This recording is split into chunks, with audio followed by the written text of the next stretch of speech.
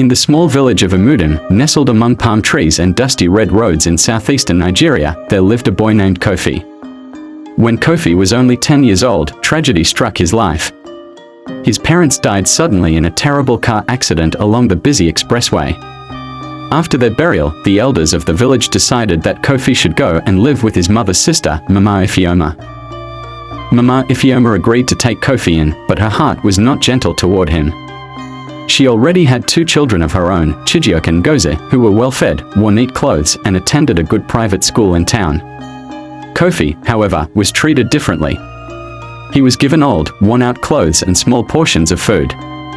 He woke up before dawn every day to fetch water from the stream, sweep the compound, and wash plates before he could even think about going to school.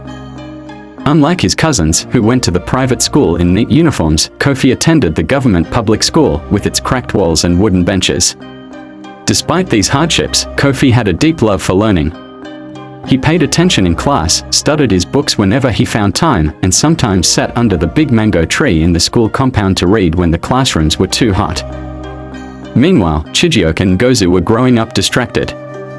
They were always glued to their mobile phones, chatting with friends and gossiping. Their teachers complained that they were not doing well academically. They hardly read their books and seemed uninterested in schoolwork. But Kofi's light shone bright. He became the best student in his class, earning praise from his teachers and admiration from his classmates. His teachers always said that no matter how poor a child was, education could open doors to greatness. When Kofi reached secondary school, he sat for a national science competition and emerged first. His story reached the ears of a wealthy foundation, which offered him a full scholarship to study medicine abroad.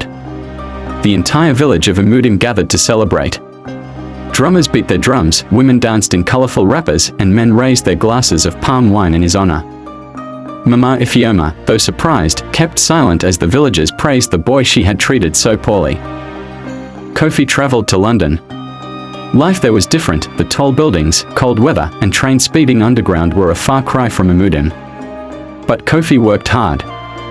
He finished medical school with excellent grades. In London, Kofi met a beautiful Nigerian woman named Amara. They fell in love, and after a joyful wedding surrounded by family and friends, they started their life together. Years later, Kofi felt a deep desire to return to Imudim. He wanted to help his people with the skills he had acquired. When he arrived, the villagers welcomed him like a king.